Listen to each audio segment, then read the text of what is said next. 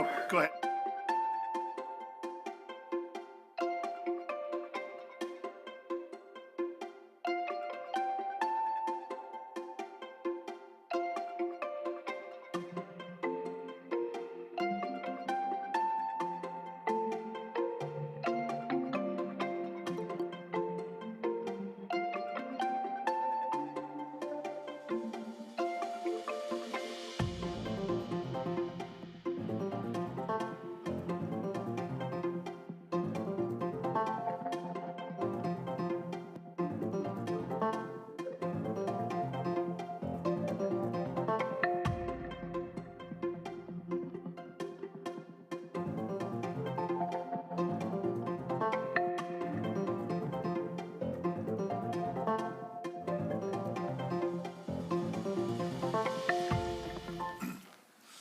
All right, let's call the Board of Directors meeting for February 11th, 2026 to order. Let's stand for the Pledge of Allegiance.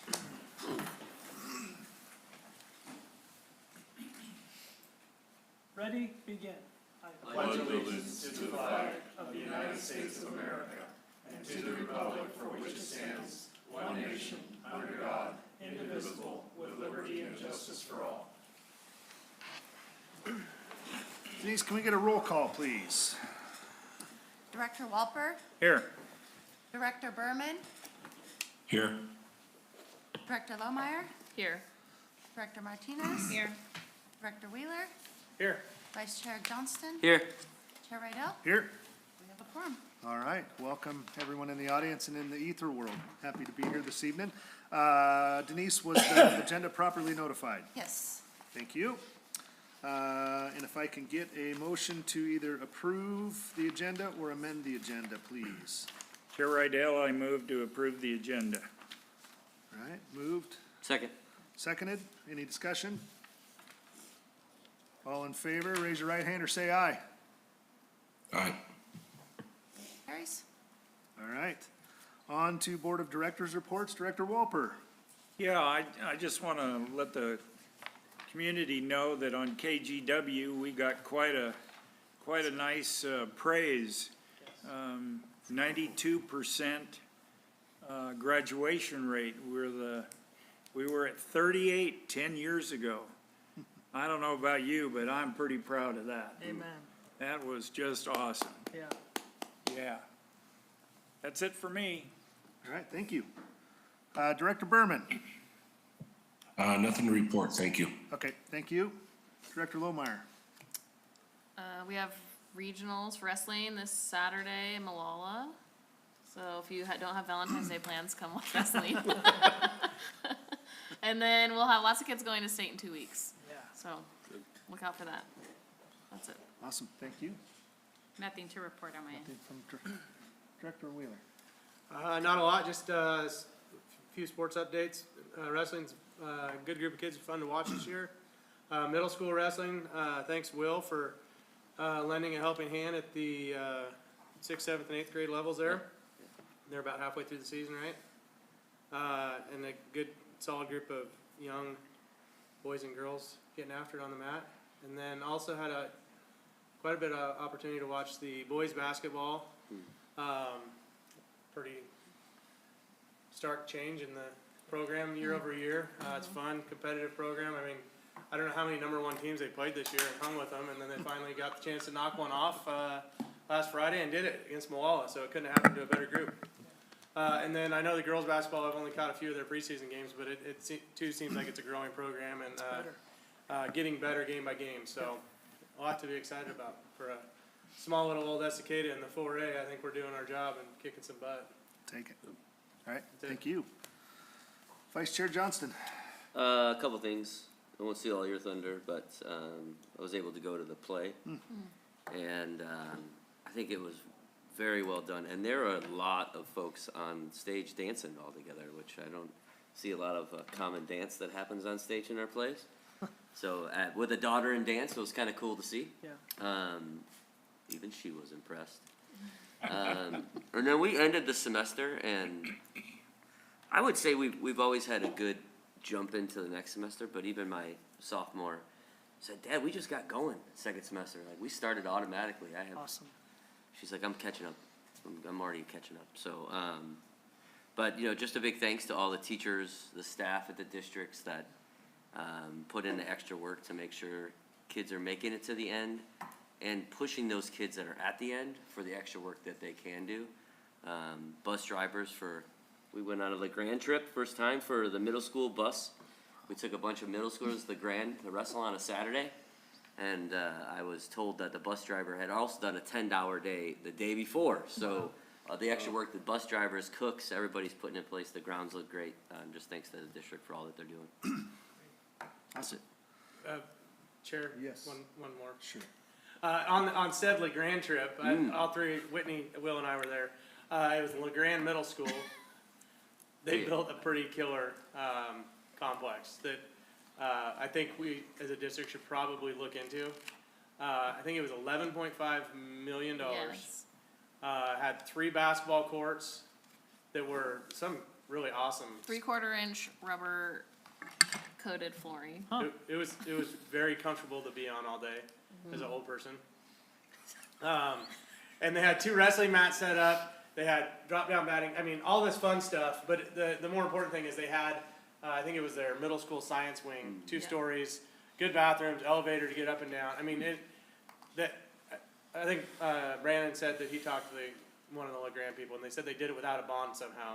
But they got a state grant They got to a match grant. the money. And I don't know if that's the awesome grant, but Well, they would have had to it's- pass a bond to get that. Awesome. What's that? They would have had to pass a bond to get the awesome one. Oh, okay. Yeah. Well, anyway, it's something I could see maybe in between the middle school and Yes. River Mill or Clackamas River, I mean, Yep. to fill our capacity needs at some And point. LeGrand was saying that they use it literally from 7 to 8 in the morning, all the way until 9 o'clock at night, every single day I'll bet. for the entire year. Yep. So I believe we that. gotta look for some grants. It fitting for a community like ours. It's not fancy, but it's Yeah. nice. I mean, it was wintertime in LeGrand, so it was comfortable in there. It was Insulated metal panels, cool. duck sock ducting. It was like warm and nice Yeah.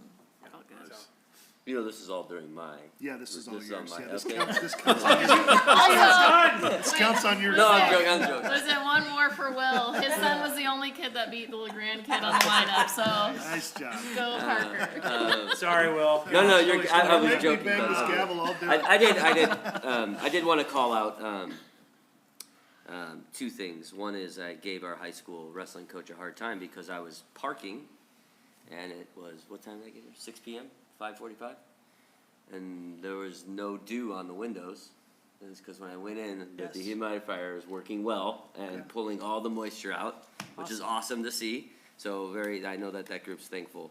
And then last, but definitely not least, for those that don't know, we have a lot of extremely talented and historically great wrestlers that coach our program. Ryan Dunn, a 2-time state champion, Yes. is now coaching our middle school program without a child. Well, his children are younger in the program. So, but you know, to see the community giving back now and to be part of that is really cool to watch. So now I'm done. I promise. I'm taking over Except now, so. I'm not joking. All right. Thank you, Vice Chair Johnston. Yes, Newsies a couple weeks ago, phenomenal show, well attended. If you didn't get there to see it, for you, because it was awesome, so. We also had, as we saw in the last board meeting, we had the choir here, so All-State Band and Choir was shortly thereafter.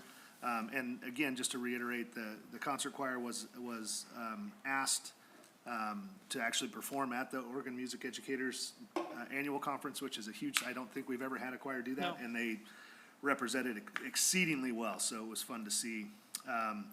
I didn't have the details, so I will bring the details for this one next month, but District Theater Contest was last weekend, and we have several kiddos headed to the Nationals.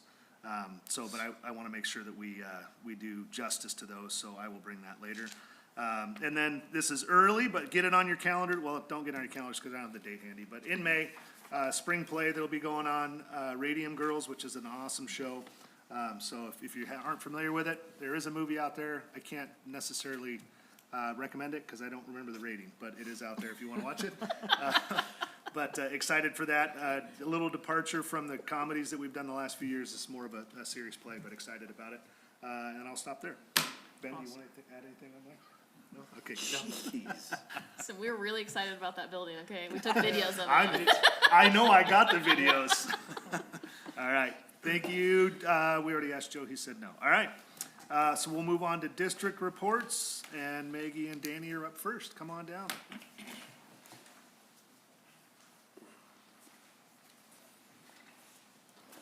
Good evening. Good evening. Before I head into things, I'd like to start off with Director Walper's comments and just commend Superintendent Carpenter for speaking with TV news and local news and a lot of news networks celebrating our students and their historic achievement with the class of 2025.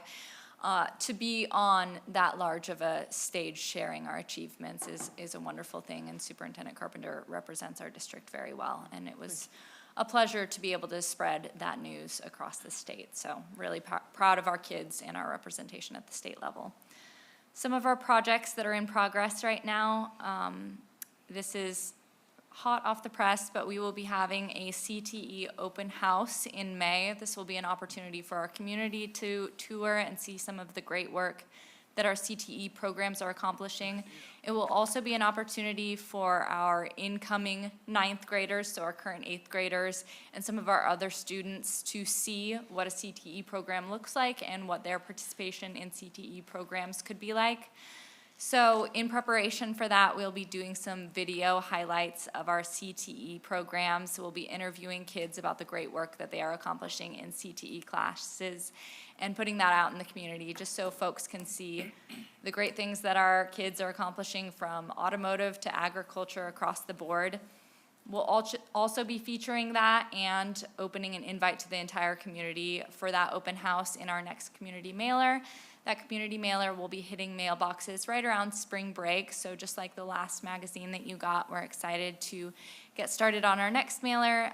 It's a really positive piece of press that hits more mailboxes than we could ever hope of touching, except for when we're on KGW, so we enjoy getting those out. And then we are also continuing to push kindergarten registration. We're excited to welcome all kinders to River Mill next year and excited to work with the staff there to celebrate having all of our incoming kinders in one building. So we're just hoping to drive that home a little bit more. Some of our completed projects right now, we have moved into a new phase of the reconfiguration communication. And while that project won't be entirely completed until next year, we're at a new phase of this. We recently communicated to staff their assignments for next year, and kudos to our HR department and our teaching and learning department for also working through that communication and supporting staff through that. And then we also just launched our parent pickup and drop-off committee last Tuesday. We're having another meeting this upcoming Tuesday, and just getting a lot of really great feedback from parents on how we can best accomplish families picking up their kids from multiple schools, but we're really enjoying the process so far. We also really enjoyed the work of doing our performing arts spotlights. There's a photo up there, whether that's the OMEA conference that our choir performed at or one of our great musical productions. It's been great to highlight some student voice and encourage more attendance at those events, and we've really been enjoying that process. And then a lot of academic communication as well. At the end of semester one, there's a lot that goes out, and we've enjoyed making that accessible to families. We featured Teaching and Learning Director Jennifer Berman in a video about how to check your students' grades, and we saw a massive uptick in access to PowerSchool, which I was able to track through our website. We saw a 94% increase in people accessing the PowerSchool page on our website, so definitely driving more people to that page, which is exciting to see. We also are still ongoing with our RISE committee. We've been having some great conversations there. They met with our Assistant Student Services Director to talk about the Wellness Committee. This committee focuses on student physical education and nutrition services, and they gave some really powerful feedback on ways that we can improve student access to meals, physical education, recess, all those things. And then we will also have a representative of the RISE committee serving on our upcoming budget meetings. So we're excited to welcome David Cross, one of our RISE committee members, onto that budget committee. And with that, I'll turn it over to Danny. So we've had a lot of meaningful community engagement over the last few weeks. As Maggie mentioned, we started our reconfiguration committee. She went over the main details. I think that what's coming out of it for us as a communications team as well is knowing what we need to do as a campaign for families that are shifting. So making videos and sharing information on the tips and tricks of being a Clackamas River parent drop-off when you've been a River Mill parent drop-off, and really making sure that everybody across the board is getting equal communication on how it works, and so that everything still runs efficiently and safely, and our parents don't feel like it's created a mess for them during those times of day. So we're excited for all of that work, and we have a lot of really great ideas to do moving forward until the beginning of next school year. Bless you. And then just yesterday, we hosted our Safe Routes to School task force here in room 36. So we had about 20 folks in the building. Some of them were part of the City of Estacada, part of the Commission for the Traffic and Public Safety. We had a lot of businesses and community partners, including the new Chief of Police for Estacada. We were able to go into a middle school leadership classroom where they provided us with feedback on what is going on for them when they're coming and going from school, mostly hanging out after school and what they're finding when they're out and about and where they feel safe and maybe unsafe. So it was really productive with that. Then we were out on walking audits. So we walked all around our community and really looked at it through the lens of infrastructure, not necessarily convenience. So we did watch dismissal, we watched the way that kids moved and where they went and if they followed instructions and, you know, where sidewalks need to be, and it was really informative and nice to see it through people's eyes that aren't here every day. So I think there was a lot to be gained from this meeting, and we're looking forward to kind of diving deeper into that information. I know that the reconfiguration committee and the safe routes do overlap a lot in content, but it is very different teams. So it's been interesting to be at both and seeing the different ways that they perceive what's going on. But I think ultimately with all of the information that's being gathered and being able to take it in for our our communications and for the decision making that's coming, it's going to be really beneficial to us and safer for our students.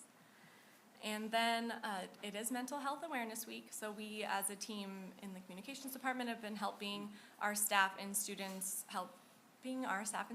create conversations around that with fun videos and flyers and posters, and then helping share with the community that there is a QPR suicide training on Saturday, and then a community resource fair that they're hosting in the high school. Everybody's welcome.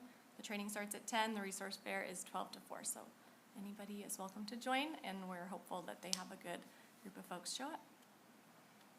Any questions? Yeah, I've got one. With regards to that KGW interview, do we have a link on the website, or our website, so families can click on it and Yeah. see that? That's a great suggestion. I will add that. Yeah. Yeah, I think that'd be really good, so they don't have to go hunting for it. Yeah, the more clicks we can get to it, the better. So Oh, I will that's be sure to awesome. integrate that. Yeah, it really is. I think we do like a movie and just overtake everybody's devices for Yeah. a minute or so. I would love to do a Wouldn't that be PSA great? on everyone's devices. A dream, yeah. Dream. Not a question, but I appreciate when you brought up the reconfiguration and being able to help families that are moving that have never been at a different school, right? Because that is different, and it didn't even dawn on me until you said that's important work ahead of time so that we can help lower the stress and the ease of starting because it will be different, so. And while, our staff and our teachers do a great job collaborating building to building, there are things that are different between the two. And so in that meeting, there was parents that were like, well, that no parking sign's working great for us here. And then the other building would be like, well, we don't have one of those. And so we're like writing notes, like we have to make it so that we know what's working everywhere. And that's what we went over. And I think it'll be really beneficial across the board for everybody. It's awesome. Yeah, that was feedback directly from parents. I want, if any parents are watching this, to know that their feedback really does make a difference. We got a lot of great ideas from that we'll be able to implement to make next year more successful. So it's been a success so far. Awesome. Any other questions? Two things. Quick comment. I saw PG was out in front of the middle school at some point in the last week or so, fixing or updating street lights. So that's, however we reach them. I don't know if you have an in on that, Danny. Good job on that. And then second thing, with the reconfiguration, I feel like I'm kind of disconnected from it, just where I'm at with my kids. If you could provide the board or have Ryan provide the board, like a quick hitter, like, here's where we're at and here's where we're going, so that if somebody asks me, I can say, oh yeah, we're totally through that and onto this. Yeah. Somewhat talking television, not like I'm doing right now. Yeah. So, anything to provide help along that reconfiguration would be awesome. We have a roadmap and talking points that we would love to send your way. Cool. We can do that. With that roadmap too of like completed, I know like we communicated assignments way ahead of schedule based on the voice of the employees, and so I think as we take that and dynamically update of when it was completed and those things, I think that'd be helpful as well, so that we can celebrate those milestones as we've gone through. Thank you both. Thanks. All right, thank you. Thank you. All right, next up, Finance and Accountability Report, Scott Pillar. You're up. Yes. Good evening. Let's see. We've got two people pushing the buttons at the same time. Sorry. No, that's okay. All I think right. she's gonna win. She can just unplug the USB. Yeah, no contest, no contest at all. In front of you there is the enrollment report, and you will see that we continue to lose a bit of enrollment over time. And if you look in last couple of years, or last 3 years, that trend has been fairly consistent for us. So the good news is that we are still a bit ahead of what we told the state we were going to have. And that is also what we're getting paid on. So what that means is that time in May, when they do the May adjustment, sometimes for some districts, it's called the May surprise. For us, it will likely be positive. I will be able to do a preliminary calculation of that in April, so there are no real surprises to that May surprise. But as long as our enrollment does not drop off the edge, I think we should be fine moving forward. Scott, can I ask you a question about that? Yes, of course. Okay, so, we said 1956, That's right. something around that. Mm-hmm, yeah, So good that's- memory. That's ADM, so that's our head count over the course of the period. So, I mean, we could potentially go, well, in 1900 would be okay, because we'd still be at 1956 for the whole year, on an average. I'm not saying we're gonna do that, but Yes. I just wanted to clarify. So that's the average number. We're saying head count every day throughout the 180 days. Yes, exactly. And so those, at the early part of the year when we Starting had, over 2,000 Yeah. students here, we get credit for those, and it's counted on a per-day basis. Right. So, you're absolutely right. Okay, Yes. And then- since semester 2, we're up 10 kids as new kids have come in at the start of the new semester. So Yeah, we may see another spike like we did last year there in the blue line. yeah. All right, and then this is your board financial report. One of the things that you will notice is that beginning fund balance up in the upper left increased by a fairly significant amount due mostly to audit adjustments. We had a couple audit adjustments in the prior period. So the audit was actually for 24-25, so the prior period was 23-24. So this is a situation where some financial corrections that were made 2 years ago are impacting our beginning fund balance. We enjoy that. It's particularly when it's on the positive side. So that is flowing through the report and should contribute down to the bottom right, which is the number we're paying attention to, which is our projected ending fund balance. But so far, this report's doing what it's supposed to be doing, and our numbers are coming in accurately. I think we're on schedule for almost all of our areas, particularly on the expenditure side. And we don't, Scott, anticipate any transfers out between now and June? We typically wait until June to do the transfers, and that's just almost personal experience and stuff. So depending on how those ending funds go, Okay. we may or may not utilize that entire transfer amount, depending on areas such as food services, how much money they need. Okay, thank you. And then finally, this is kind of the lion's share of my report to you tonight. I will be spending about 10 minutes, maybe 15, going over the annual audit. Typically, auditors come and make this presentation. I've been asked to walk the board through the audit material. Just to let you know, if you do want the auditors to come and speak to you about the audit, I'm certainly not offended by having them come. We just had some grant compliance issues that demanded us to present today at this board meeting. Once we make this presentation that hits those grant requirements, we can move forward with those grants moving forward. But if you have any questions over what I have to tell you today, please interrupt me. Let's have a dialogue about it. And if you'd rather I make arrangements to get the auditors here, we're happy to do that at your next board meeting. So one of the things, I'm not going to go over the entire audit line by line. I was in your chair some time ago, years ago. I was a board member myself, and I didn't read this entire audit cover to cover. I think that I'm going to talk about some of the things that I think are important. You can certainly read it cover to cover if you wish, and if you'd like to, again, talk about any of this, I'd be happy to let you know, communicate with you on that. The first thing we want to talk about is really what is an audit, and it's the independent review of our financial statements. It's really ensures that our financial statements are presented fairly. That is, that they are correct, reasonably correct. May not be correct down to the dollar, but it's within a margin of error.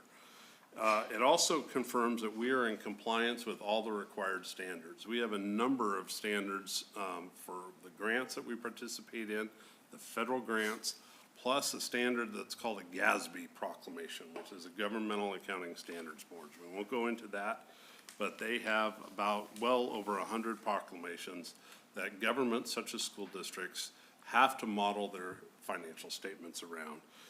The big takeaway here is that our auditors have determined that they have given us a clean, unmodified opinion, which means that our financial statements, which are in the audit book in front of you, that those are a fair representation of where we are at financially. So, and it's also presented in accordance to GAAP. GAAP is short for the Governmental Accounting, or Generally Accepted Accounting Principles, excuse me. So, what that does is it ensures trust in our numbers. In accounting, really, we're only good as where we start. And the good thing that I like about seeing a good, clean opinion is that I know that the numbers that we started with July 1 of this fiscal year are true and accurate. And so we can just build from there.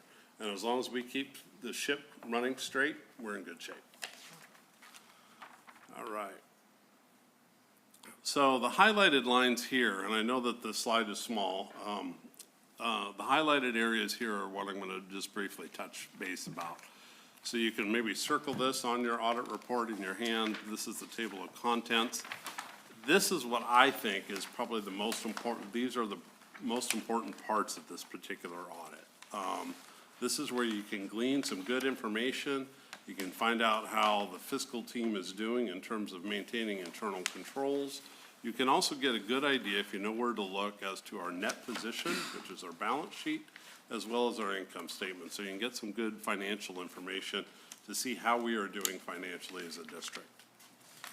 So the first page in this area is the independent auditor's report. So the auditors put this together after they complete the audit, and they are telling the general reader, you as well as anybody in the public, this is a public document, that this is how they produce the audit, what they think of our financial statements, and this is where they first mention that there is a clean opinion that the financial statements are presented fairly.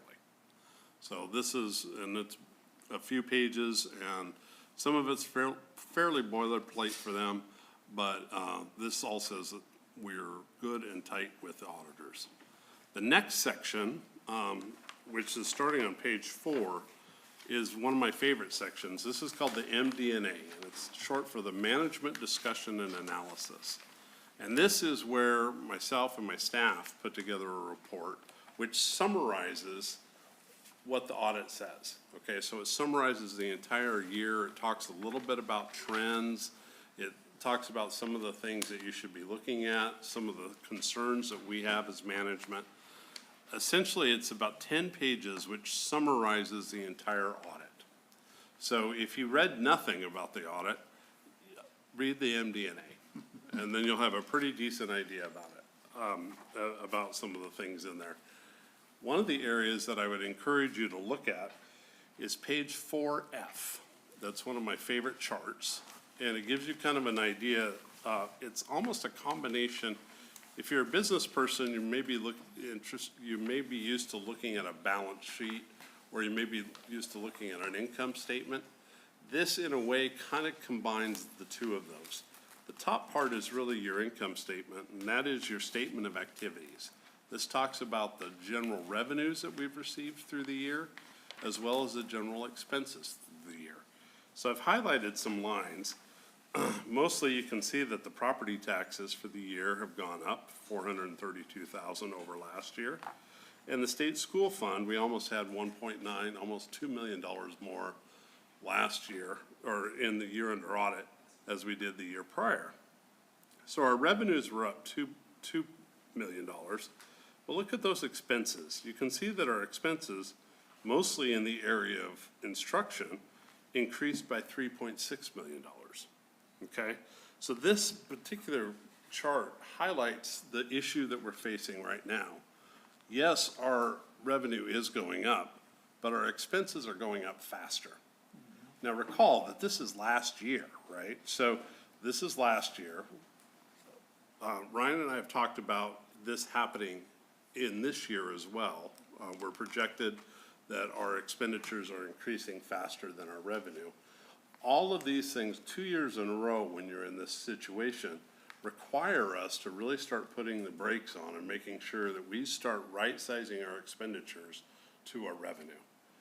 And I don't think, if anything that we do poorly, I think, in the finance world and the people that sit in my chair at other school districts, is we really don't analyze and see what the numbers are telling us. Because if a lot of other school districts had looked at this and realized this, they would have made some decisions, like we're making decisions, in terms of kind of slowing down the bleed, so to speak. Overall, we're in really good financial shape. However, that good financial shape is deteriorating, not by anything that we're doing, it's just that our expenditures, the cost of what we're doing, is increasing faster than our revenue picture is. Okay, and we know that happened last year, it's happening this year. So we need to put a slow down and a brake on it for next year. The other thing that I wanted to point out to you down below there is the change in the net position. We'll talk a little bit about the net position on the next page. But you can see that our net position increased, and it increased by about $3.7 million. The net position is really essentially, if you think about it, it's kind of like the balance sheet, it's kind of like the owner's equity. It's really how we are doing as a district overall. And so that net position increase of 3.7 million, the fact that it's going the right direction is a good thing. That's also a testament to our financial strength. However, the year prior, that net position increased by $5.4 million. So that net position growth is slowing. And so that's also telling us that it's really time to take a real close look at our finances and make some good and sometimes perhaps tough financial decisions next year. Scott, too, just as we're looking at this, for those that aren't looking at this, when we talk about expenditures are outpacing the revenue, the expenditures that are outpacing that is instruction. It is instruction, right? yeah. So this is not us throwing money and buying a bunch of new stuff, right? It truly is like what we're paying to educate the kids is outpacing what we receive to educate the kids. Exactly. Not just willy-nilly spending on fun stuff. Yep, the cost of doing business. Correct. Yes. Yes, that's a very good point, because you can see of that 3.6, 3 million of that is in instruction. So that's a great, and that's not support services, that's not admin, that's none of that. Correct. It's an increase in instruction, so absolutely. Thank you for mentioning that. Yep. So when we talk about net position, that's on this next slide. That's the statement of net position, and that's page 5 in your audit. Essentially, the net position, I'd like to call that the owner's equity, or really the net worth of the school district. It's the assets minus the liabilities, and that equals owner's equity. And so our owner's equity in this situation is $23.5 million. Again, it's up $3.7 million from last year. Overall, that's a really good thing. We want to keep that money going up. one of the things I highlighted on this slide is that proportionate share of net pension liability, the PERS liability. That's right in the middle of that lengthy chart of numbers. It's in a liability, and it's $22.6 million. That's almost an inconceivable amount to me to have a liabilities of that large amount. But that liability goes well into the future, 50, 60 years. I don't know the exact dates in the notes. It will say exactly how far in the future that goes. But that is a very, very long-term liability for us. And in fact, we actually have to pay an actuary to determine what that number is every 2 years. So we spend a lot of money on an actuary that are people that are a lot smarter than I am to kind of calculate just that number. It's a pretty significant number. It impacts all governmental agencies that are participating in PERS, and it impacts us. So with that being our largest liability, one of the issues that does is it reduces the amount of unrestricted liabilities or unrestricted owner's equity that we have. But just know that that long-term liability is in flux. It changes. It depends on how well the market is doing year to year. There's a variety of, I guess, philosophical, if you will, reasons for that number. So it's a little bit misleading. But again, you can look at that net position and just take it with a grain of salt. But in general, you want it to go up, and you want it to go up as much as you can. Okay. Next slide. All right, so this particular slide is, so this is the statement of revenues and expenditures and changes in fund balance. And this is the general fund, fund balance. And so this also compares to budget. This particular slide is about, really about showing how our budget performance did last year. And this shows that we did pretty well with our budget. It was very close to budgeted actuals. Actuals were very close to budget. We did increase our revenues, like I mentioned earlier. This happens to be the general fund. Pages behind that are with special revenue funds, debt service funds, et cetera. Scott, But real anyway, quick, just for the group, this is page 11. Yes. Yeah. Okay. Yes, page 11. I'm sorry about that. Thank you. Yeah, so page 11 in that particular form. And the next couple pages behind that in your audit shows special revenue funds, debt service funds, and our enterprise funds. On the next page, on 13, page 13 begins the notes. We have a number of pages on notes. And what audit notes are, there's 36 pages of these notes. These are notes and sometimes little charts, little breakouts, little interpretations that the auditors put together to tell you and the reader in great detail as to how they came up with these numbers. Kind of, again, their philosophy, how they go about doing all of these things. I personally wouldn't spend a lot of time on all of these notes in aggregate. However, if you are interested in, for instance, what made up that prior period adjustment, you would go to note, I think it's 17, note 17, which shows what made up the prior period adjustment. So anything that the auditors did, if you have kind of like, wow, that's a big number, including that $22 million PERS number, for instance, if you want to know what makes that up, it's here in the notes. These notes can be, multiple pages or 1 or 2 paragraphs. So review those at your leisure, and if you have any questions about them, I should be able to help you answer those. One of the parts that I did like to highlight in the notes is note number 5, which is on page 24, I believe. And that is our long-term debt. So our office puts together our long-term debt chart every year. And what they have done is they've taken that debt and they've shown what the beginning balance of all of our debt was at the beginning of July 1, 2024. If we had any additions to debt, we did not.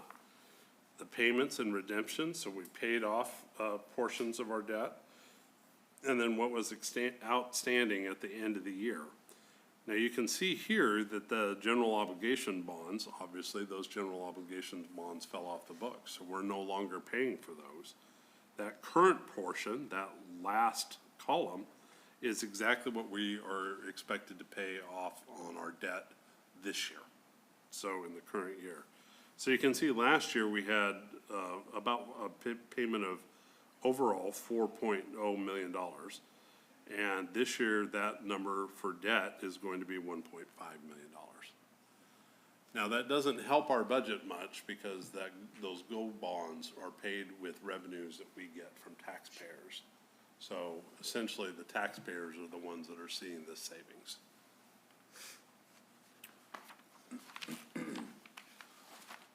Okay, so now we're moving into the fun part. This is slide 10, and this begins the narrative from the auditors on our internal controls. Now, when people talk about internal controls, they have kind of different ideas, but essentially internal controls are established, and this is important, carried out processes designed to provide reasonable assurances regarding the safeguarding of our assets, the accuracy of our financial reporting, and our compliance with laws and regulations. So we did receive 2 findings, and these are findings that the board should focus on. One finding, we had a significant deficiency, and we had a material weakness.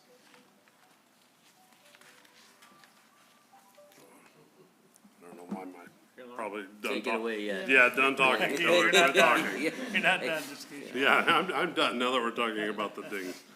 And those are found in the back of your audit report.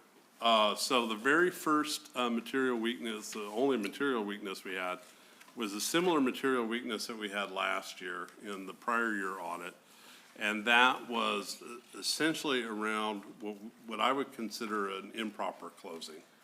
So we did not close the books appropriately this year. And it's mostly around the areas of accounts receivable and accounts payable, the amount of money we expect coming in and the amount going out, and our fixed assets. And that has a lot to do with cash accounting versus accrual accounting. I won't get into all the weeds and the details, but you can see that we received that same ding again this year. It's getting better. We made some improvements.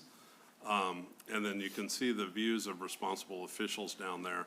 That's the program that we've put into place in our office that is ensuring that we are not going to receive that ding again.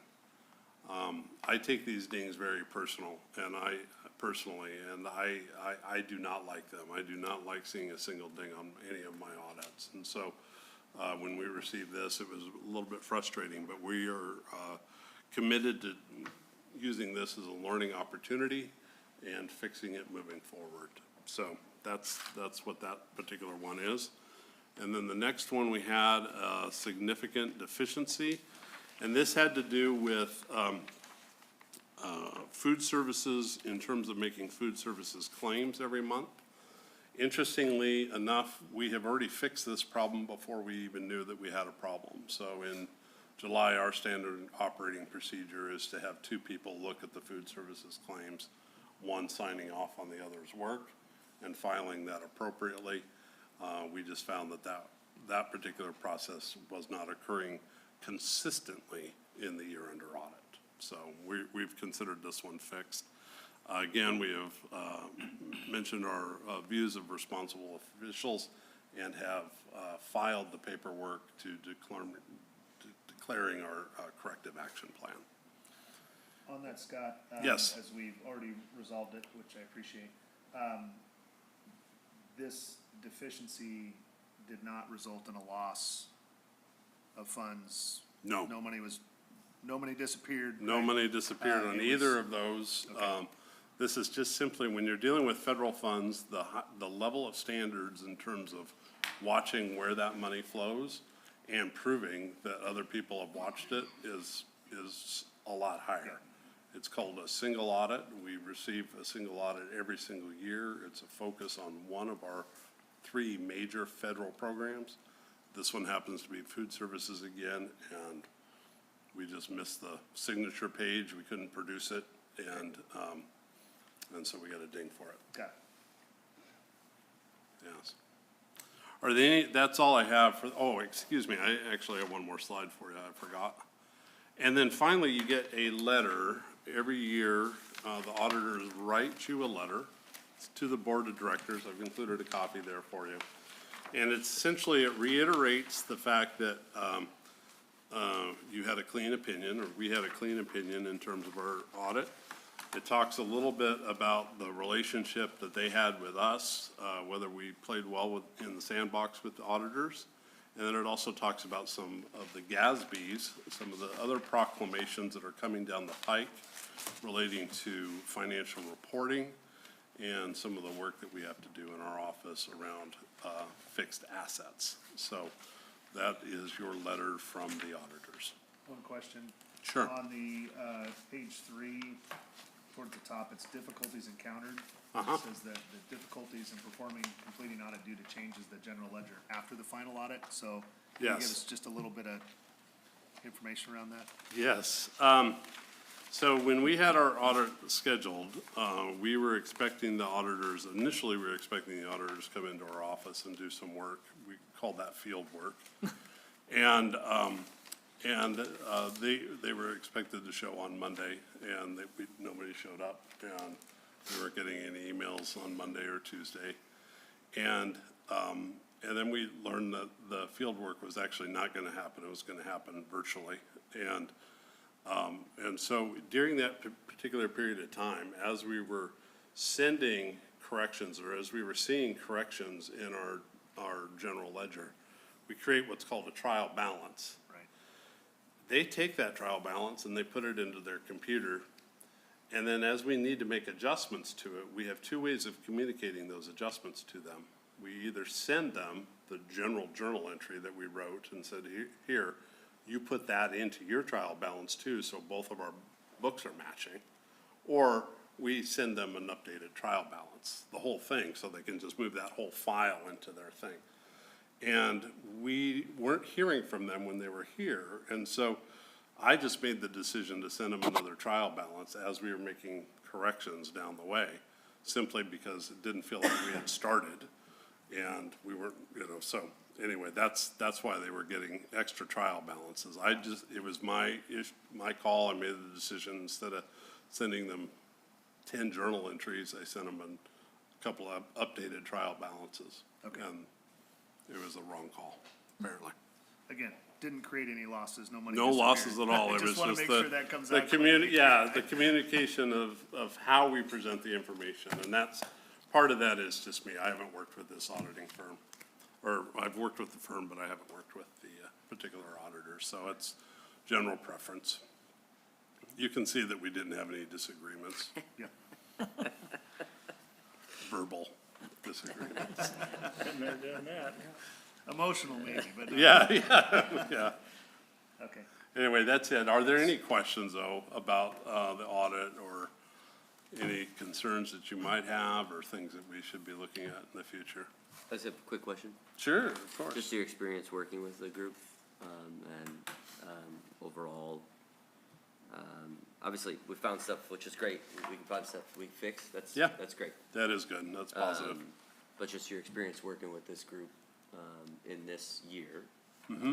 do you think it's been beneficial for us moving forward to secure some of the financial things that we're working on? Are they going to help us ensure that there's no findings in the future? Are they, as auditors, going to help us to continue doing auditing work for us, or? I'm not sure I'm not asking understanding about your their question. agreement. I'm asking, do you think that the findings in this will help us be, Improve our book. Like clean stuff up. improve our Yes. finances in the future? Yes, I think so, particularly that significant deficiency. Essentially, we had been closing the books on what's considered a cash basis, and that's incorrect for a district that's our size. I So the take accrual? ownership in that I should have noticed that this is how we were doing, and I didn't. That's an oversight on my part, and I take full responsibility for that. But we know how to close the books on a modified accrual basis, and we will be implementing that. In fact, we've already started. And again, just to clarify, whether it's a cash basis or accrual basis, they're two different accounting methods to get to the same thing. And so Exactly. it's not one is right or wrong, but if you operate on one, you need to operate on one. You need to continue And that way. if you mix and match or change that, that's what creates that. You're absolutely correct. Thanks, Scott. Yeah, thank you. And then one more question for me, Scott, with the two findings, I guess when would be a good time to check back in to see how those new controls are working? Well, I can report on the second finding that those controls are working, they're implemented, we've been using them since July 1. So, there isn't much more to report on that. If you'd like to see the actual, sign off on the double sign off is what we call it. If you'd like to see that, I'm happy to provide that for you at your next meeting. Good Lord. Quit, stop, yeah, not it's getting telling me out of to it, stop Scott. talking, I know. Second one. In terms of the cash accrual, you can read our response to that. That's the system that we're gonna put in, and we've already started modifying how we are dealing with the year-end types of thing and what we're going to do with year-end, but the big portion of that closeout is gonna happen mostly in June and in July, so I'm happy to report back on that. We will likely have preliminary audit work sometime around that time where auditors, when they start doing the current year, they come in a little ahead of time and look at our cash balances and those types of things. So that might also be a good time to look at that. Yeah, I just think from a board standpoint, right, we don't spend every day in this stuff, so. Sure. When we find those, to your point, I think we all take findings a little personally, although I've been dealing with audits my whole career and stuff Yeah. comes up, right? Yeah, So, it does. But anything that we can do to just double check to make sure we're doing our part to ensuring that we're taking those steps. I'll make a note of presenting our status in your June board meeting. Okay, that'd be great. I can commit to that. Okay, thank you. That's all I got. Great. Anything else? When do we start courting a new auditor, or next year's auditor? Normally they're here and I ask the awkward question, are you happy with them? And are we gonna continue using their services? So since they're not here, let's go ahead and have that conversation. Is it time to branch out and find somebody new? Yes, And when does that take place? it's already starting. Excellent. Yep. And when? We're going out, we have made the decision to go out for bid for another audit. So we have the bid documents prepped. They're not quite ready to go out and hit the street, but we expect to have new auditors for you by the end of the year. And just to clarify, that's not because we didn't like these results. No, That no. is, we've used the same auditing group for a number of years, and so, for anybody that's been around for a while, this conversation comes up every 3 or 4 or 5 years, because we also think it's important that we get fresh eyes on the books. Yeah. And Exactly. so I just wanted to throw that out there. It's not because we got 2 findings. No, on the books. I'm not worried about the findings, but I'm worried that they've looked at our books for the last 4 years and the findings haven't been found. Right, And all of a sudden they're found, and so like, what rock did they turn over, and why did they turn it over 4 years ago? so, Yeah, that's a good point. And it is, from a board member's perspective, you're absolutely right. Every 4 or 5 years, it's good to go out and get a different set of eyes. One of the challenges, to give some auditors a bit of credit, is that during COVID, they had a significant shift in everything from the demographics in terms of the people that wanted to become auditors, staffing levels. The state has added another 1 or 2 levels of audit requirements for auditors to do. So they have been, they've had, as an industry, have had a difficult time keeping up. But that's starting to get better now. There's other auditors that are entering into the field. Oregon is a good opportunity for them to get some new business. And so, we have a whole list of addresses of all the people that are qualified to do the muni audits that we require. Well, FYI, we all support you in that effort. Okay, well, thank you very much, I appreciate that. We will let you know probably by next month. I have one last question course. or comment. I know you mentioned cash basis versus accrual. Has any of the prior reporting to the board, in terms, because I know you do financial reporting for us? I do. Were there one versus the other? Is there something, any changes there in terms of reporting? The reports that we're getting are based on what? Have we fixed that? The monthly reports that you receive are also, they're considered cash basis on those reports. only because we don't include any of the accruals, any of the receivables or the payables out on those, excuse me. We project them on the right-hand side as we move forward. So it's a little bit of a, kind of a quasi-report. Typically, board reports are almost always presented in a cash basis. The modified accrual portion of the books for audit, from an auditing standpoint, is really how it connects the balance sheet, the fixed assets, the PERS payables, those types of things. How they determine the actual expenditure portion on the books in the audit, in the expense statements.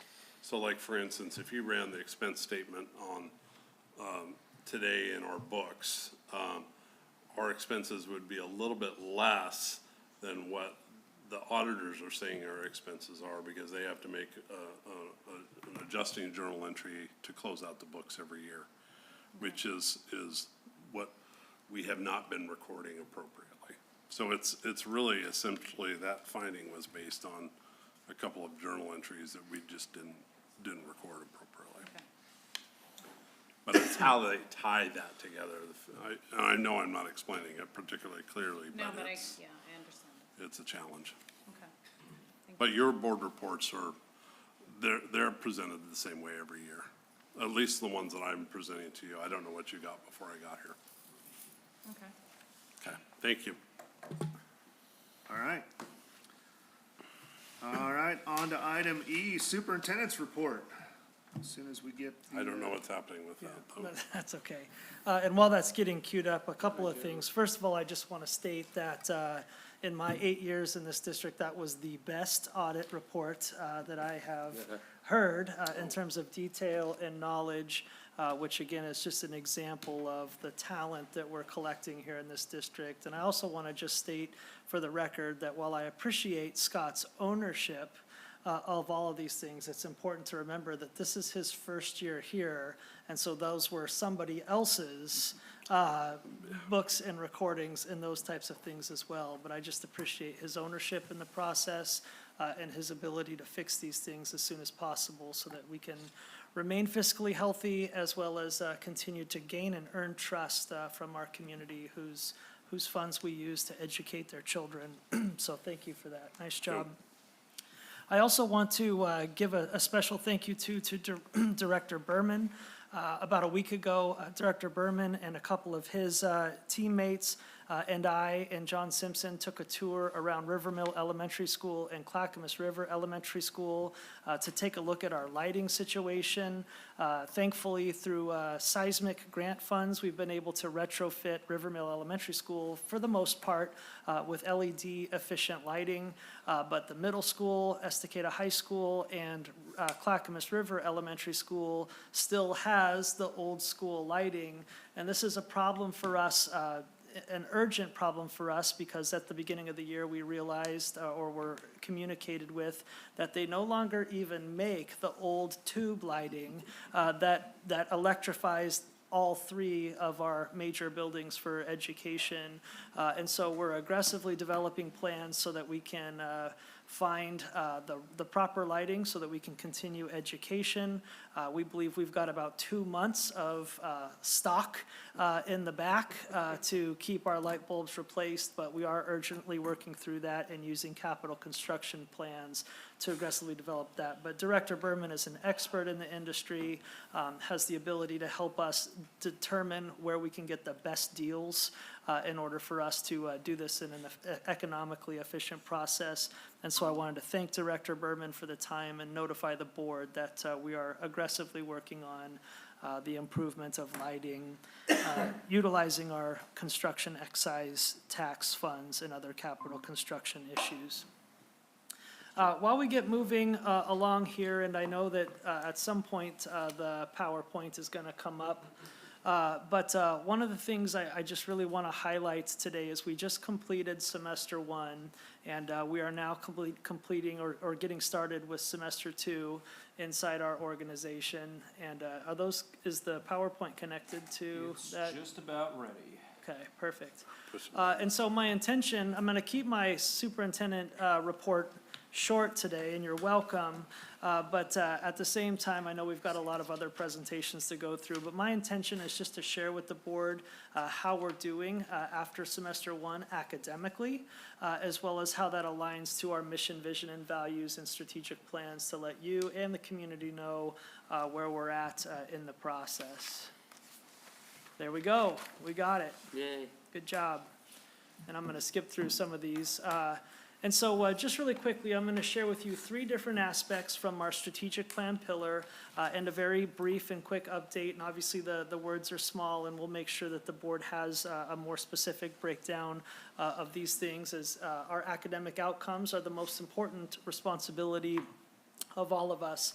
So you can see here that these are broken out into all 4 schools, the high school, middle school, Clackamas River, and Rivermill. These are prioritized on our local assessments, commonly formulated assessments amongst our PLC teams. And our goal is through the University of Chicago 80-80-80 standards, which indicates a college and career-ready learner.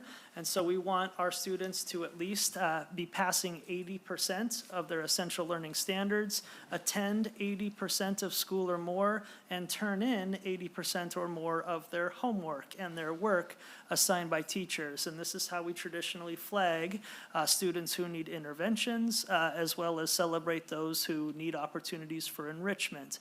And so you can see in quarter one, and I'll just go by the colors here because the numbers are too small to read, but you can see in quarter one, we started where we typically start, with big gaps and learning barriers that we work through as an organization. Although I'm proud to report, if you look at from quarter one to quarter two, significant growth occurred during that time. And again, high praise to our Department of Teaching and Learning, our classroom teachers, our paraeducators, and that specific work. While we're halfway through the year, some of these have already met their learning goals and achievements, and others are not quite at those learning goals, but improvement is noted. And so as your superintendent, I'm just here to report that we are on track. Learning is going well. One of the things that wasn't highlighted in a lot of the newscasts in our celebration of those great graduation achievements and growth is part of the reason for that graduation growth is our ability to significantly close the gap of our historically underserved students, be that students with a disability, which we were actually #1 in the entire state of Oregon in special education graduation rate this year, but also students of color, students in poverty, our ELL students and migrant students as well. So we're seeing already more gaps being closed in that process, and I just wanted you to see visually from a holistic perspective, things are going quite well academically in our organization right now. We're also heavily focused on student behavior and modeling what right looks like through that process, through our continuous improvement processes. We are aggressively tracking students' physical harm to employees, which is something we're aggressively trying to mitigate.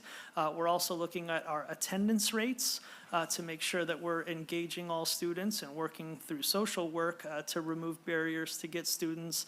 And we're also trying to increase our restorative conversations. So discipline isn't always the first option, but having conversations about how behaviors impact others is an area of emphasis for us this year. So again, you can see primarily greens in quarter one and quarter two. We are seeing significant reductions in student to employee contact, which we're celebrating. It's not perfect yet, but we're continuing to see an improving trend, which speaks to the systems that we're improving, the trainings and efficiency of our employees to mitigate these things. And then lastly, attendance continues to climb. We continue to buck the trend of where we see, most of the school districts in the state of Oregon. While most school districts' attendance rates are going down, ours continue to slowly, steadily increase. And so we're really proud of that, and we're going to continue to keep working on the things intentionally on the strategies we know are working, and we have the data to verify our strategies are doing so. And then last but not least, obviously operations is a core component to offering a daily education. One of the things we're focused on as a school district as we talk about some of the financial implications of our expenses outpacing our revenues is really monitoring the additional hours we're allocating to our employees as well as the overtime. We're doing very well in cutting overtime costs. And at the same time, we're really trying to get our department directors to really keep a watchful eye on the additional hours they're providing to our employees.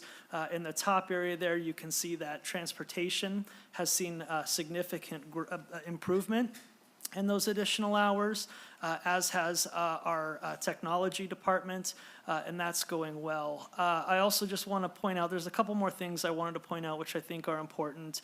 Workers' comp claims are some of the things that, increases our insurance and liability and the rates that come through that. And we've seen a significant reduction in comp claims this year. And from quarter one to quarter two, that continues to improve. And so I'm really pleased with how we're focused on safety and educating our employees on good, safe ways to effectively do their job. And then last but not least, just for fun, obviously cybersecurity is a major issue. It's something that we're doing some short cycles of improvement on. And in quarter one, we created our own phishing email to see if any of our employees would click on it and give us their employee identification number. And you'll be pleased to know that of the 320 employees, only one employee filled out the full entire thing. 10% of our employees opened the email, which means 90% of our employees just deleted it or didn't check their emails. But either way, I just wanted to use that as an example that we're measuring even the smallest things to make improvements in our organization. And we're going through that process. And so I'm going to stop there in terms of my entire report so other people can utilize the time, but I'll stop for questions. But holistically and to summarize, we are on track, we're doing well. And while we're all working day to day through some very complex situations, if you step back and look at our progress, we're on track for another banner year. Right, my only question is, the Q1 to Q2. Yep. In Q2 results, are those bucketed in the same, or is it increase green, and it decreases red? Increases green, decreases red, and yellow signifies data that we're not confident that it's telling us the right stuff. So an increase in Q2 could be in a red bucket still? But it's an yes, increase that's from the correct. prior. Yep. Yeah, okay, so that's good, but it's showing growth. Yep, It's there showing are growth. some things that are not at our year-end goal yet, Yeah. but it has grown significantly Yeah, that's- since Q1. Thank you. Yep. As far as bucking the trend with attendance, what are we on, what year are we on for 4-day? This is our 4th year on 4-day, and our attendance has grown ever since moving to it. Our student achievement has grown ever since moving to it, and our enrollment and student retention has grown ever since moving to it. How many districts are following our model? Rural Eastern Oregon has several of them. I've probably taken 10 phone calls in the last 2 years about the model, LeGrand being the most important, or the most aggressive towards it, and St. Helens we're working with right now and moving in that direction. Are most of the districts in the state running a 2-hour early release or delay like we were previously? Every school has a different version of that, yes. Yep. Very few school districts have a 5-day wire-to-wire. However, I will tell you the Department of Education in the state is trying to move fundamentally in that direction. The 5-day? Just more instructional time between teachers and students. More minimum Correct. expected, so you have Yeah. to document that you have a minimum number of instructional hours between teachers and students. Yep. Right now, I think 990, 1080. It depends on the, Grade level. it's over 1,000 at the high school level. It's in the upper 9s, K-8, yeah. So when you say more minimum, if it's at 990, taking it up to 1,000 would Yep. be moving that needle. Correct, yeah. If that's the direction, if that's the way they decide to do it, they're looking at different options right now. But no matter what, one thing I want to clarify is that even in our movement to a 4-day academic student week, we still hit the current minimum requirements. And in addition to that, our Fridays from 8 o'clock to 10 o'clock, our teachers are still here and we're hand selecting students that need interventions and enrichments. And that's an X factor in some of our gains, because they're working with smaller groups, targeted groups on specific reteachings and essential learning standards. Well, I know for our family, it's a game changer, especially when you got kids in activities that are Yep, getting home at 11 o'clock from Carson, Washington at a middle school wrestling tonight. Yep. I mean, he'll be at school tomorrow. Well, I guess he won't be in school because we don't have a read day, but on a typical Friday, they're catching up on whatever they missed. yes, yeah. No, it's been phenomenal from that perspective. And in addition to that, after that 8 o'clock a.m. to 10 a.m. time slot from 10 to noon, those are the 2 hours that we've carved out and invested solely for our PLC teams to meet together, look at the current student data, talk about teaching strategies that are statistically working, and talking about strategies that are not working and sharing those things. And so because of that, we've seen an exponential increase in effective teaching strategy. And my retort to the state, as we talk about more time, is you can put as much time in the world as you want in front of a teacher and a kid, but you still have to have great teaching strategies in order to improve that. And regardless of what our day setup is, our full emphasis is efficient, best practice teaching every single day. And that's the work that Jen and our instructional coaches are supporting. Yeah, not to make it lengthier, but it's happening around the country in the states that I serve. Like anything that makes a change, this is a buck in the trend, 4-day weeks. So I'll just call it bad actors. They'll have 139 calendar days and the minimum of instructional hours. Yeah. And their schools are failing, and so they're saying the buck that. I feel like this is just another lean on taking control away from local and making it the state's going to tell you what to do. That's And pretty much what it is. I just don't agree with it. That's just Yeah. crazy. I know nothing's happened yet, but I just. Yeah.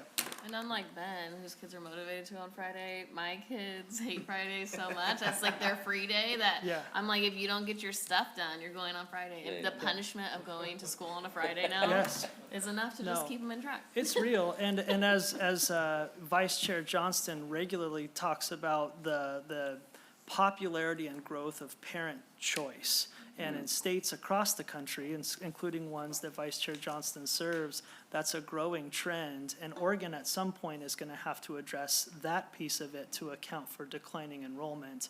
And this was the only way we felt like in our public K-12 institution that we could provide some parent choice. So even though we're inviting kids to come, the parents still get to choose if they want to send their kids on Friday to make their own determinations as what's best for them and their families. And because that's why I think our attendance rate is growing so much, because Friday is not a day that counts. That's a high student miss day. When we had early release on Wednesdays, parents didn't find the value or couldn't arrange the home care or something like that. And so we'd see attendance enrollment trends there. So we actually used the data and found a sweet spot, and we're getting parent and student buy-in and going to those days, Monday through Thursday, with help available on Fridays.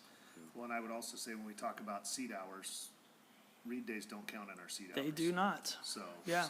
there's significant time. Yep. When you look at all students, all schools, the number of students that are there on Friday. Yeah, So not only are yeah, we that's meeting, above and beyond. exceeding the expectations for Yep. hours, but then we're even exceeding those published Yes. hours because of the extra work that we're doing for enrichment and intervention. Correct. So we're doing well. And that's your superintendent's report. All right. Any other questions, comments for Superintendent Carpenter? Well, eyeball. All right, on to item F, reports and presentations. We have the academic update after semester one. Ms. Jennifer Berman, come on down. Welcome. Good evening. Thanks for having me. I'm gonna get my slides hopefully somewhere. There we go. Okay, I'm here to report on our semester 1 achievement and dive a little bit deeper than Superintendent Carpenter did in his report. I want to start with today, we had one of our monthly walkthroughs, and I was able to witness some amazing things happening in our classrooms. We have some awesome teachers who are doing some research-based best practice work in the classrooms every day. And we have coaches supporting that work and amazing principals that are being great leaders in this work, and our VPs that are supporting the behavior so that academic piece can happen. And it was just a really good testament to what I'm going to report to you, because I got to witness it today firsthand like I do often. But it always makes me really excited about what we're doing, because the data is one thing, but to see it in person, we have some amazing people doing amazing work every day with our kids, and it's pretty cool. So with that, I'm going to start with some wins. Like Superintendent Carpenter talked about, we look at some 3 main pieces when we look at our data: attendance, our essential learning standard proficiency, and our work completion. And most of what I'm comparing today is where we were last year at this time, at the end of semester 1, where we are today. And we have a decrease of the amount of kids who are below that 80% marker, which is a good testament, again, to more of our kids achieving at high levels in all 3 areas that we're tracking. So you can kind of see those numbers. It's a little bit small there, but I can tell you in each of those areas, we have less kids that are falling below the 90% mark and more kids achieving at high levels. And I'm going to flip it on you here. And this is the kids above the 80% mark, and specifically math and language arts. And we have some really good pockets of improvement happening across the district in language arts and math from where we were last year at this time to this year. And knowing that, last year we were also a 4-day. Last year we had a lot of the same things in place. So just even in our continuation and consistency of our work, we're seeing improvement from year to year, which is exciting. 9th grade on track. This is where we were last year, and this is where we are at today, with our 9th graders being on track and passing more of their classes. And I can tell you that 79% has even increased since we made these slides to 81%, as kids are getting their incomplete plans completed with some grace period in there. But this is a system that we've put in place. We've had for a while. Kate Dean was a big champion of this work. She spread that out, and now we have put even deeper systems in place across the board with more people doing the work. And I'm going to talk a little bit of how that 9th grade system is also moved into our middle school, and we've seen a difference. But this is a real game changer for us, and we're beating some state averages on where kids are at. More and more of our kids are passing, they're understanding, and a lot of our continuous improvement work since kindergarten is getting kids to know where they're at, what they need to do, what their goals are, and be tracking that along the way. And so we're seeing some huge gains in this piece for our 9th graders on track. One opportunity we do have is, while attendance is better, we actually have a state 90% mark we have to look at. And we still have, and in my mind, every kid matters. We still have a handful of kids who are not meeting that mark. And at this point in the year, it's really hard to get back on that track. So we really need them at school every day, and it's important. So we're going to continue to see that as an opportunity to find each and every student, and those kids that aren't showing up every day. Why aren't they showing up? What do they need? How can we support them? And we have some great teams in place, but it will always be one of those markers that we're going to keep an eye on kids who aren't coming to school every day. Another opportunity, you've heard a little bit, but just math across the board. In the state of Oregon, we're not in a very good place with math across the board. We get competitive with those numbers in some of our grade levels, but as you can see, we start pretty good, then it starts getting a little bit harder as we move through the grade levels, and this is always going to be something that we're going to keep a close eye on. The trend with our accountability is going to start becoming a bigger factor with this too, which I'll talk about in a little bit, but math across the board, we want to do better than we've been doing. We've increased from where we have been just year to year in the work that we're doing, so I know we're on the right track. We have actually hired, through a grant, a math coach for our secondary team, because math really is that specialized content area. You really need an expert to support the work, and we're seeing an increase in engagement with our kids and our proficiency, but it's definitely an area we're gonna continue to really push and make sure our kids continue to increase in growth and can perform at Does high that levels. drop that senior year because it's not like math's not required usually as a senior, so like the amount of kids in actual math classes is low? It's not the amount, it is Or is that this if they're actually taking just- it, they're probably taking a calculus, a more advanced math Okay. class, so Yeah. that's their proficiency level within those classes. Questions? Okay. Another piece, we have some things to celebrate, like our graduation rate, and also some things to keep an eye on. I want to just put another plug for our third grade language arts. We saw a dip. I do not believe that is where we are at, knowing what our other data points tell us, but with the state of Oregon allowing families to opt out, we had a very low participation rate. So we are getting held accountable to not all of our students' data, and that's kind of what this looks like. And while we know there's always more to the story, it's still something that is put out there. And my goal is to have every single one of those arrows pointing up every year and increasing and beating our state average, because I know our kids can do it. So that's just our hot off the press state report for the district overall.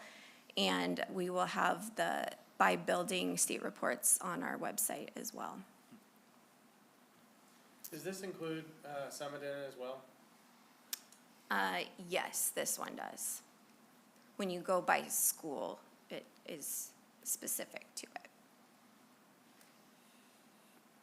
Any other questions on that?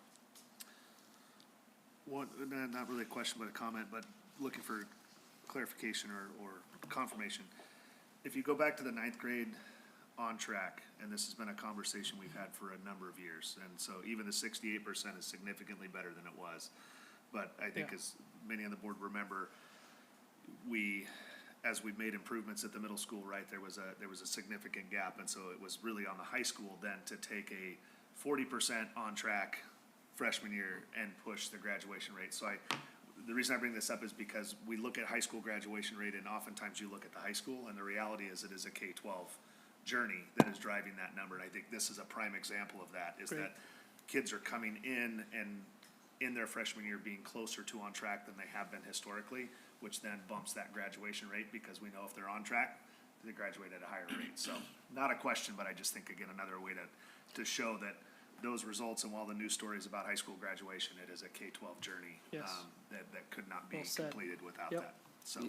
100%, and I also think Vice Principal Kate Dean moved to our middle school. She took this ninth grade work. Now we have an eighth grade success team, a seventh grade success team, a sixth grade success team, and we're working our way down because we know the model works. And so, yes, our freshman teachers are noticing the difference of our eighth grades coming in, already knowing that plan, knowing what's expected of them, and really setting them up for success. So as we see that moving further through our system, it's making a big difference. Awesome. Yeah, it might be not known to the board, but like it connects to athletics as well, because this year, I think it's the first year, I could be wrong, middle school is utilizing the 80% standards in order to participate in athletics. Yep. And so, we're having conversations as coaches with wrestlers in the room, asking about their plan, what they're gonna be doing to move on track and plan, which, I think that's a lot to do with what Miss Dean is doing at the middle school and her continued effort to help kids get to the right standards. Yeah. One more on the math by grade level, and I was gonna ask the same question that Whitney did about 12th grade, and that was what I figured it was, but 6th grade. I don't recall what math is being taught in 6th grade. It's sixth grade math, Okay. but I would definitely, It's before algebra. yeah. Sounds like a trick question. What is 6th grade math? What's wrong with you? Clearly, it's 6th grade math, but It is, we do start algebra at eighth grade, and then, ninth grade is typically algebra, 10th grade is Right. geometry, and then, Okay. 11th grade is algebra 2. But I will say, we've been from third, fourth, hitting our SBAC scores in math pretty good, and then it does get more complicated in fifth grade, and then we see that dip and then kind of come back up. It's just clear, right? It just marches all the way down. Yep. Until seventh grade, so it just is Yeah. a trend that is interesting. And to this, me. we're adding in like division and fractions and things. Sixth so grade that's math. We're great. moving past just the multiplication Right. facts, but now you have to put it into, equations and all those I kind of. haven't had a sixth grader in a long time, so, to be fair. Well, and this year, that is a focal point for some of the things that we're working on. Cool, thank you. Yeah. That does lead me to my next part. I want to talk about what's coming next with accountability. And the Senate Bill 141, the Educational Accountability Act, is in play. And I just want to let you know, because that is in effect starting in the fall. So you get to see me even more starting next year. But it is a standardized test that we need to administer 3 times a year. And right now, the School Board of Education has adopted 3 assessments that we can pick from at this point: MAPS, iReady, and STAR. The interim assessment did not make the cut at this point, but I think it's probably coming back to the table. They still have some things to figure out. At this point in time, we are not using any of these assessments, so this will be a new piece to our system.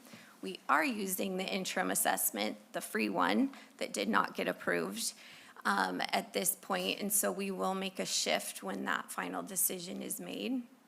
But this is a requirement that does not come with funding, so it's going to need to be a new line item that we budget for each year. And with that, we will be giving it in the fall, winter, and spring. I'll be reporting it to the board in the fall, winter, and spring, and to the Oregon Department of Education. And really, they're going to be setting goals for us based on that. If we don't hit our goals over the course of 2 years, then we get a coach assigned to us, and they work with us on that. So right now, I am meeting with vendors to hear what they can, as you can imagine, they're pretty busy since only 3 got approved at this point. I know our ESD is also working to hopefully negotiate some things for us to help, and at this point, we're kind of going with 2 paths. Whether we go as a consortium with our ESD or if we go on our own is still to be determined. But right now, I'm talking to all of them to determine so that we can get quickly into place an approval process, a training plan, all of that, because we do have to start that in the fall. So with that also, with our grants that I come every year to report to you how we're doing in the metrics on that, those will also still be in place. But with that, they're also adding more. So we're also adding, right now, currently, I've reported on the 3rd grade reading proficiencies, 9th grade on track, the attendance rates, our graduation rates, and our 5-year completion. They're adding 2 matrix for sure that are the kindergarten through 2nd grade attendance and 8th grade math proficiency. So we kind of knew that was probably coming just based on where the state was at. So that will be another metric for us to report on and be held accountable to. And then we have to pick a 3rd new one out of that list of 5. And at this point, we kind of have a feeling which direction we want to go, but haven't made any final decisions in that way. But I wanted you to know because it's going to come quickly. And when we do determine which metrics or which platform we're going to use for our assessment, I will do a training with you so you know how to read the reports, so we don't have to kind of start fresh every single time I come and present the data to you. Any questions? So still using SBAC? Yes. So is the state saying that any one of those assessments is aligned directly to SBAC? Each of the vendors is saying they are. Yeah, and that's what I, well, of course they are, but, I know the state's approved 3 vendors. Do they Yes. have any alignment documents to share with school districts? I have not seen them. Crazy. Can we tell them that we can't have an unfunded mandate? We're trying. We all are trying. Jen, would you mind sharing which districts visited us today? Yeah, we had 8 people from El Dorado County Schools in California, and we had 6 administrators from Mount Angel School District. So it was a full house. Some people who actually came back for the second time because they wanted to continue to learn from us, and we had some great conversations and saw some great things in our classrooms. Thank you. I just want to remind the board, because once a month, we do these micro visits where half of the group is our internal folks, making sure that we're aligned in our evidence-based leadership work. And then the other half are visitors really from around the country. And we do this the second Wednesday of every month throughout the year. And we sell out. Usually in the first couple of months, we have a huge waiting list, and we're already starting to fill these spots for next year. So I just wanted to remind the board that this work is making a difference across the country. And we've had people from all over the place this year and prior. And we're able to use that money. We have a big PD day on Friday with our whole staff, and we're able to use the money we're making from these walkthroughs to just make those even better for our people with supplies, books, prizes, food, Candy. all the things that just make, show our teachers that we appreciate all their hard work and that they do with all of this as well. So it's a pretty good system. And I think next month, what do we have, 20 people coming from Baker District. City School District in Oregon, so pretty cool. Are they closing school for the day, or? I don't know, yeah, maybe they're all on paid leave Oregon, yeah. Jen, I have another question. Yeah. The free tool that was being used, Yeah. was that aligned to the state assessment? So the interim assessment is technically their version of the formative to the summative of SBAC. And we've used it, and we're learning even more about it, that it is a really good formative assessment that you, by standard, you could align it, not as a whole. It's a little complicated with that. I think it shows us better how we can teach the standard versus what we're gonna get out of these other ones, so it is a little different. I think part of why I didn't make it is this requirement has kindergarten through second grade in it, and right now there's not an interim for kindergarten through second grade, and they didn't have an option for that. So it's part of why they're going back to the table on that one, where the other ones do have a K-12 option. That's helpful, thank you. Yeah, thank you. Any other questions for Jen? All right, thank you. Thank you. Thanks. All right, next up is Clackamas ESD Local Services Plan by Superintendent Larry Didway. Come on down, Superintendent Didway. Thanks, Denise. I was hoping one of these was coming around. I didn't want to interrupt. I was afraid you weren't here, well, you weren't here when we started, so, but I know you're doing the tour, so. Yeah, No, yeah, that I was works, hanging so. out with a neighbor. Well, we're much more fun, Yeah, clearly. yeah. Well, it's great to be here tonight. As Chair Rydell said, I'm Larry Didway, Superintendent of Clackamas ESD, and it's really a pleasure to be here and to hear about the great things happening in Estacada. And I do have to say, the beginning of the meeting, we came in and heard a little bit about the revenue and expenditure trends, and I leaned over to some of our board members who are here and said, I feel like I've heard this meeting before. It's a similar conversation across the county, I want to assure you. Also wanted to just call out and say congratulations on the graduation rate. It's really impressive work, and it happens only with intention and a lot of hands. And so congratulations to all of your students and all of your staff, and to your superintendent and for this board's leadership, because it really shows. This is our annual visit with you to come and talk to you and share with you our local service plan for the coming fiscal year, 26-27. And this is, again, the plan that's intended to serve all 10 of the school districts in our region. We've provided you with a packet that has an annual report and some individual district reports in addition to the local service plan. But before I talk about that, I do want to offer a few thank yous. Beginning with to your superintendent, Ryan Carpenter, who's a really valued member of our regional superintendents group. And We meet regularly to share information and collaboratively strategize on addressing challenges, and I really just deeply appreciate his thoughtful partnership and leadership, and I know his colleagues do as well. Also want to say thank you to Chair Rydell, who has provided years of steadfast service on our Clackamas ESD Budget Committee, and we are really grateful for your service, Ken. So, and I hope you will agree to this role again in 2026. Back on officially, so. Yeah, count me yeah. in. I also, in your packet, is the local service plan. It looks like this.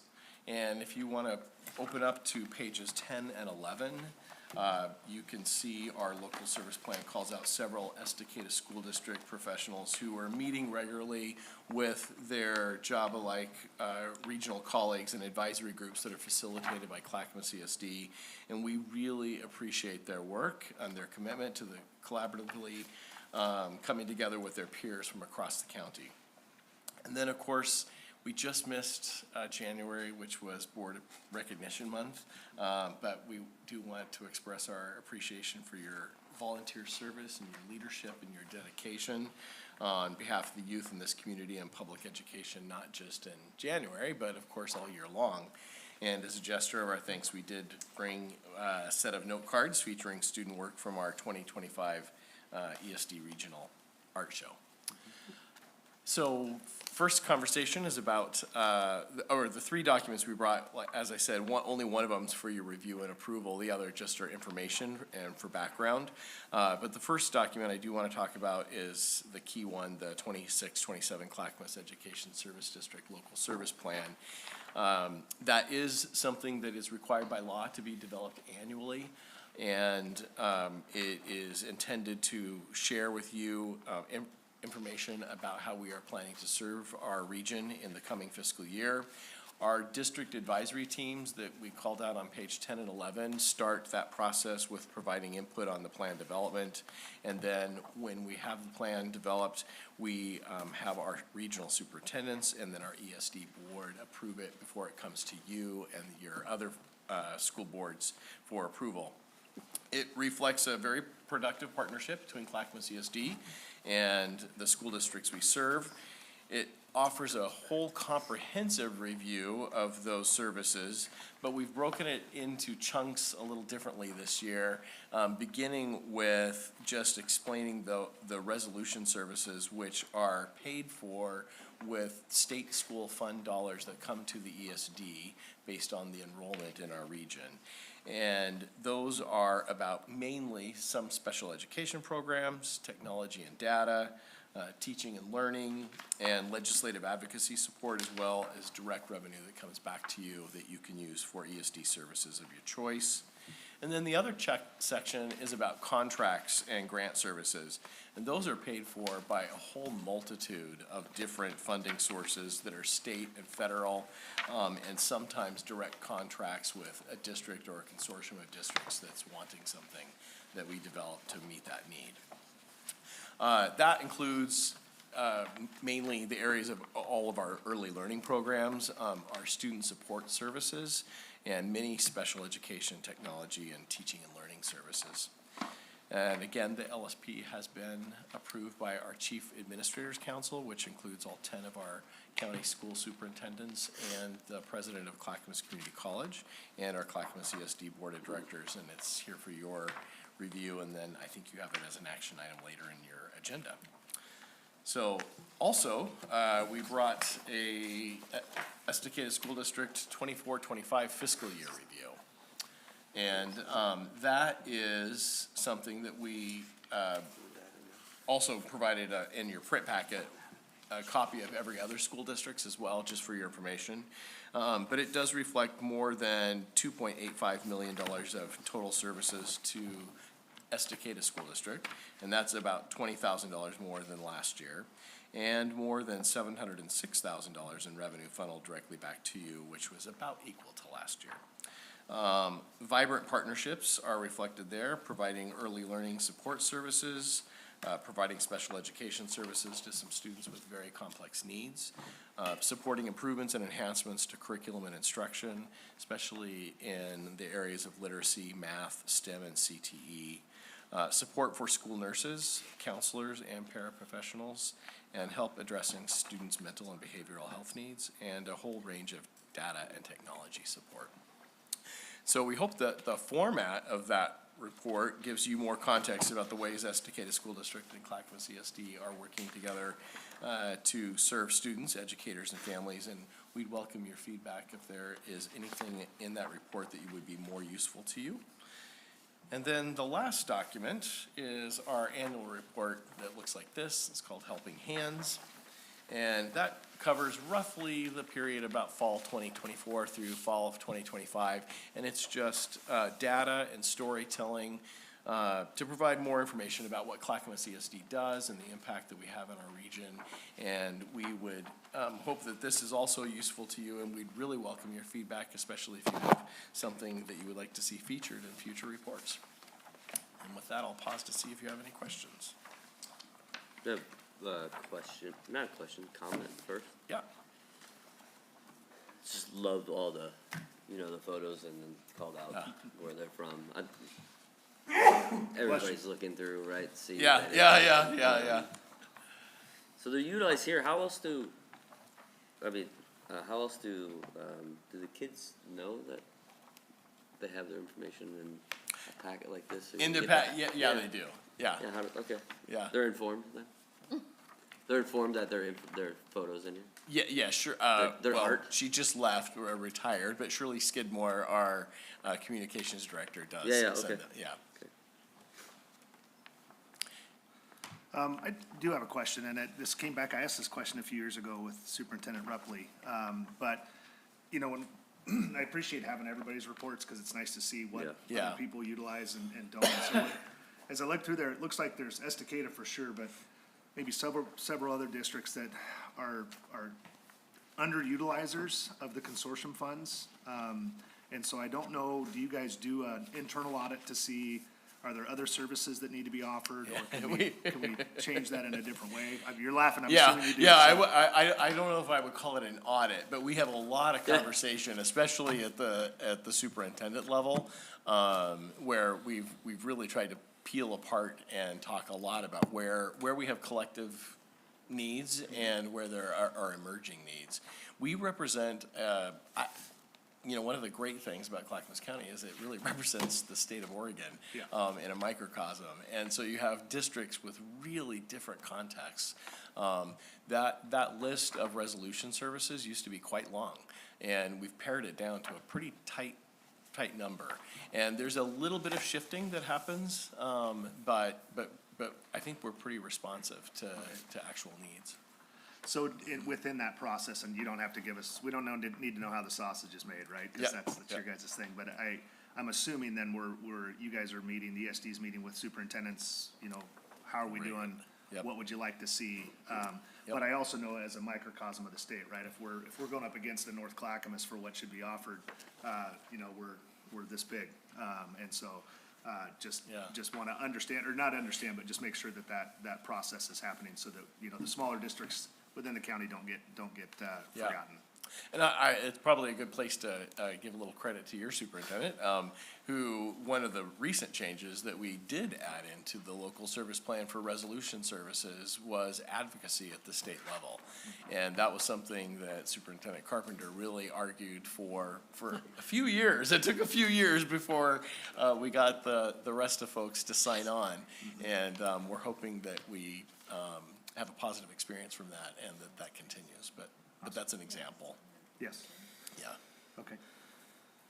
Thank you. Yeah. Do you see, I guess a little bit on what Ken asked,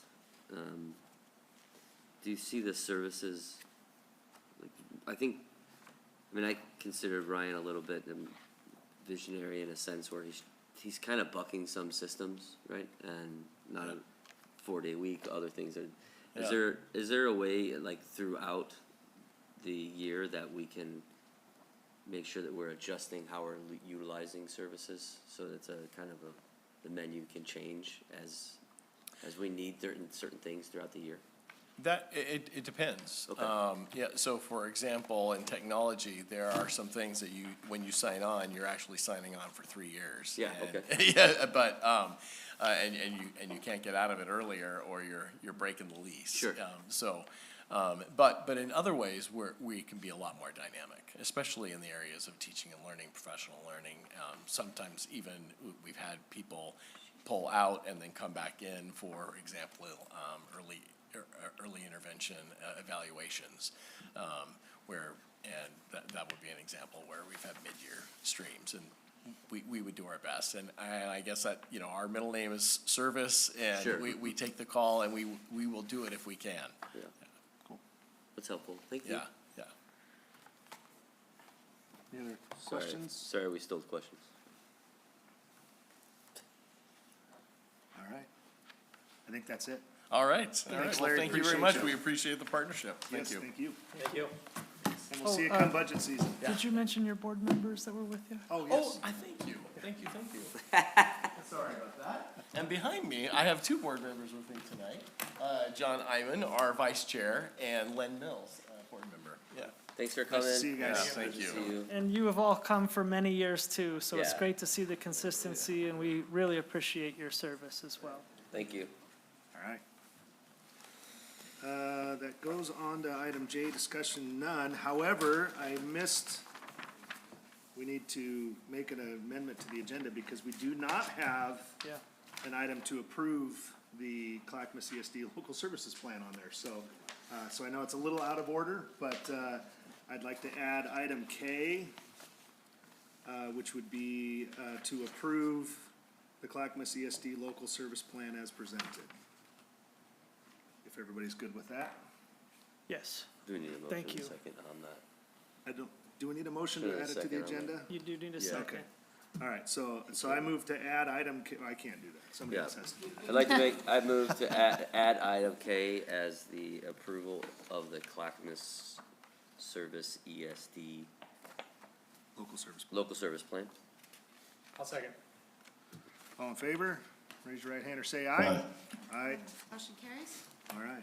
Now just be clear, that wasn't approving it, it was just adding it to the agenda. So, all right. All right, thank you guys. Sorry I missed that earlier. All right, so we are on to item H, hearing of citizens for non-action items. Have or none. Action items only. All right, on to action items. The consent agenda includes a package of one or more items to be voted on as a unit. However, if any board member is not in favor of one or more agenda items and prefers to take separate action, a request to the chair any time prior to the vote will remove that item for a separate vote. Pretty good at that paragraph. Can I get a motion for the consent Chair agenda? Rydell, I move to accept the consent agenda as presented. Second. Moved and seconded. Any discussion? All right. All in favor, raise your right hand, say aye. Right here. Motion carries. On to the ever-important item J, the integrated pest management plan. Chair Rydell, I move to approve the SK School District's 2026-27 Integrated Pest Management Plan. Second. Moved and seconded and thirded. I really This is wanted so that one. exciting. We'll reserve it for you next year. You can make the motion. Josh is back there thanking you all. So this is something we do every year. We have to have a plan. We present the plan, we approve the plan. We mitigate pests. So, And the plan works, we're pretty pest-free. that is true. Yeah. Any discussion needed or questions? All right, all in favor, raise your right hand or say aye. Motion carries. And now to the aforely mentioned item K, to approve the Clackamas ESD local service plan. Chair Rydell, I move to approve the Clackamas CSD local service plan as presented. I don't know. It's been There's no moved, writing. Good, good. Second. moved and seconded, thank you. Any discussion? Anything we want to say about Larry since he left? I'm going off script tonight, man, it's just too much. We're doing great. All right. All in favor, raise your raise your right hand or say aye. Motion Oh my carries. gosh. You just did a good one, On Joe. to the new item AKL. new We can do item. those. Hearing of citizens for non-action items. None. That brings us to adjournment. Thank you very much. Have a great evening. Nice job. Not even that late. Just 10 minutes late. Only 10 minutes? That's pretty good. And we have long board reports. It's only 10 minutes because Ryan cut We his were, report short. no, we were 15 minutes behind when we started, Jen's report and made, so. Make sure we didn't Made get up. into the weeds. No, it was perfect. And I think we all needed Right? audit and some of those things. I thought you did. Thank you. Good understanding. I think we should pressure.